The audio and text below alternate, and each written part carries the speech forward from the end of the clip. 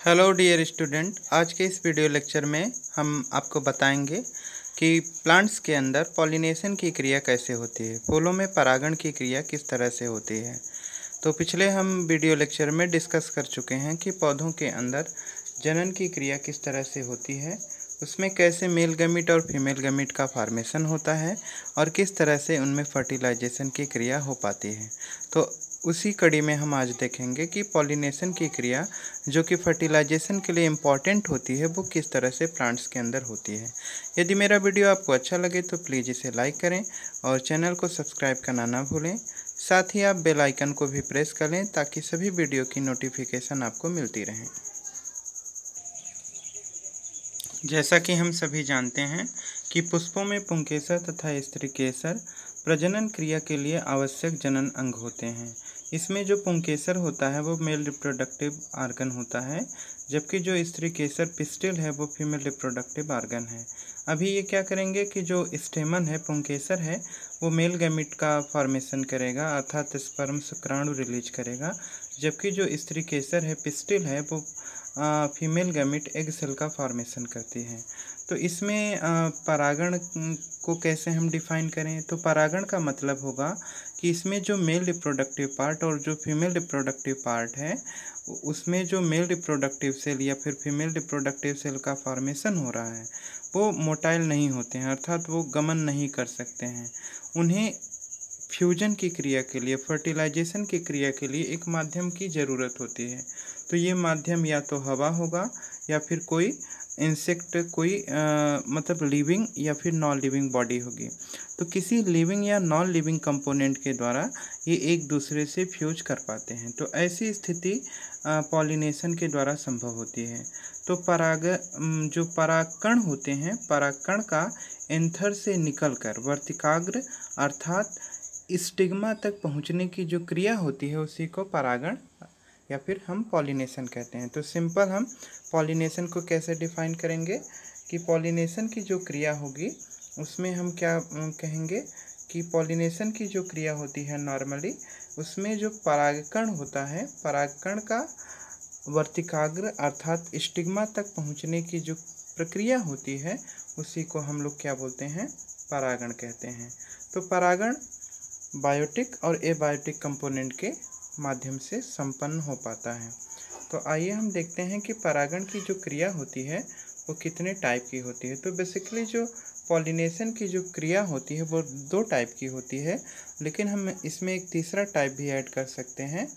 तो सबसे पहले हम देखते हैं कि दोनों टाइप कौन कौन से हैं। तो एक तो होता है सेल्फ पॉलिनेशन, स्वपरागण, या फिर उसे हम लोग ऑटोगैमी कहेंगे, स्वयुग्मन भी कहेंगे, और दूसरा होगा परपरागण अर्थात क्रॉस पॉलिनेशन। और इसी कड़ी में एक तीसरा पॉलिनेशन भी होता है जिसे हम लोग कहते हैं कृत्रिम परागण, आर्टिफिशियल पॉलिनेशन। तो स्व का मतलब स्वतः, परागण की वह क्रिया जो स्वतः होती है, अपने आप होती है, उसमें किसी भी तरह से किसी बाहरी कंपोनेंट की रिक्वायरमेंट नहीं होती है। जबकि जो परपरागण की क्रिया होती है उसमें बायोटिक या फिर एबायोटिक दूसरे कंपोनेंट की रिक्वायरमेंट होती है। अभी यहाँ पे ध्यान देने वाली बात यह है कि जो सेल्फ पॉलिनेशन की क्रिया होगी उसमें भी बायोटिक एबायोटिक कंपोनेंट की रिक्वायरमेंट हो सकती है, पर जो पॉलिनेशन की क्रिया होगी वो सेम फ्लावर के अंदर होगी या फिर एक ही प्लांट के सेम फ्लावर के अंदर होगी, मतलब एक ही पुष्प के अंदर होगी पॉलिनेशन की क्रिया तो उसे स्वपरागण कहेंगे। यदि परागण की क्रिया एक ही पौधे के दो पुष्पों के बीच होगी तब भी उसे हम लोग स्वपरागण कहेंगे।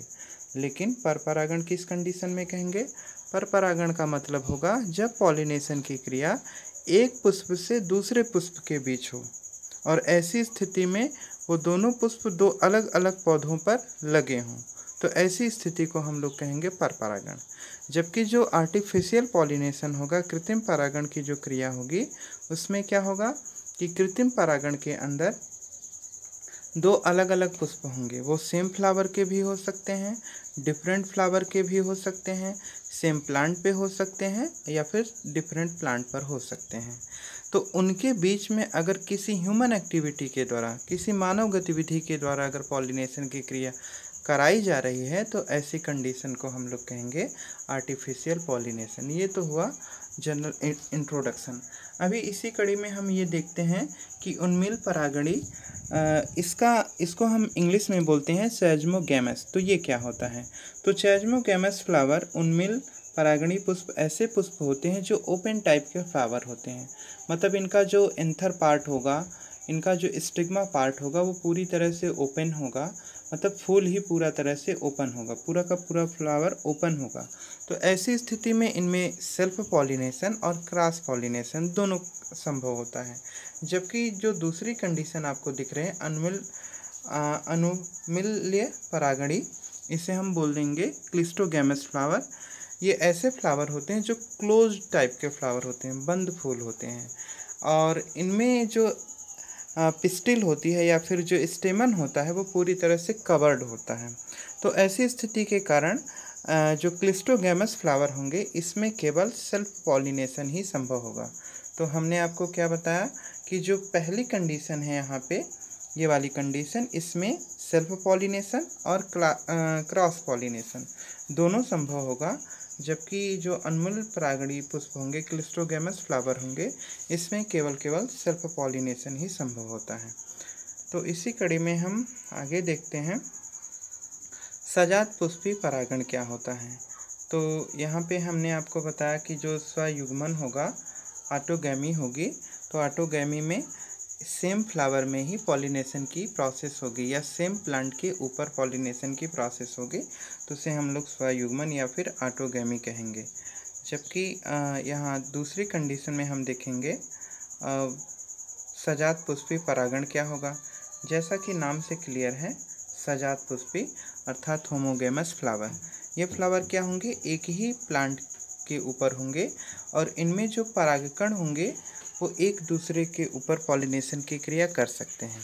तो जो होमोगैमस फ्लावर होते हैं वो सेम प्लांट पे होंगे, सेम टाइप के फ्लावर होंगे, लेकिन ज़रूरी नहीं है कि वो एक ही फ्लावर के अंदर पॉलिनेशन की क्रिया हो, वो दो अलग अलग फ्लावर में पॉलिनेशन की क्रिया हो सकती है। तो ऐसी कंडीशन को हम लोग सजात पुष्पी परागण होमोगैमस पॉलिनेशन कहेंगे।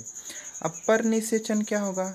इसमें क्या होगा, पर निषेचन की जो क्रिया होती है इसमें भिन्न पादपों के जो परागकोश होंगे वहाँ से वर्तिकाग्र पर परागकणों का स्थानांतरण होगा। और यह मात्र केवल एक प्रकार का परागण है जिसमें हम आनुवंशिक रूप से देखेंगे कि कई तरह के परागकणों का आगमन होता है। अभी यहाँ पे आप जैसे देख पा रहे हैं कि ये वाला जो हिस्सा इसमें दिख रहा है, ये सारे हिस्से ये स्टेमन वाले पार्ट हैं। ये वाला हिस्सा स्टेमन वाला पार्ट है जो कि इसका मेल रिप्रोडक्टिव पार्ट है। और ये दो सेम एक सिंपल सा एक फ्लावर दिख रहा है आपको, सॉरी एक प्लांट है और उस पर दो अलग अलग टाइप के फ्लावर हैं और इनमें जो पॉलिनेशन की क्रिया इनके बीच में हो रही है। तो ऐसी स्थिति को हम लोग क्या कहेंगे, सजात पुष्पी परागण, होमोगेमस टाइप का पॉलिनेशन। अब परागण की क्रिया के लिए कौन कौन से फैक्टर रिस्पॉन्सिबल होते हैं, कौन कौन से कारक जिम्मेदार होते हैं, अभिकर्मक कौन से जिम्मेदार होते हैं।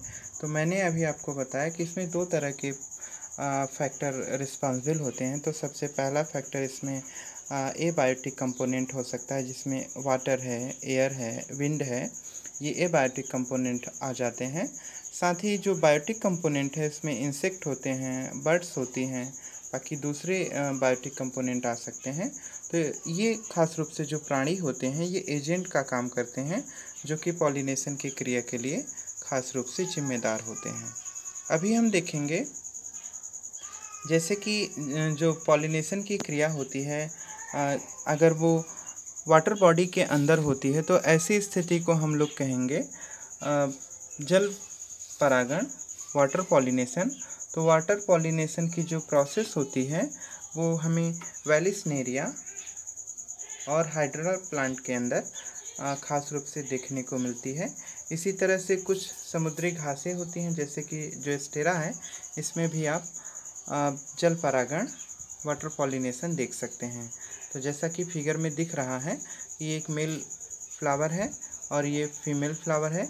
इसमें जो इसका परागकण है, परागकण अभी क्या करेगा कि जब इसमें पॉलिनेशन की प्रोसेस होगी तो इसका जो पॉलन ग्रेन होगा वो इसकी स्टिग्मा तक पहुंचेगा।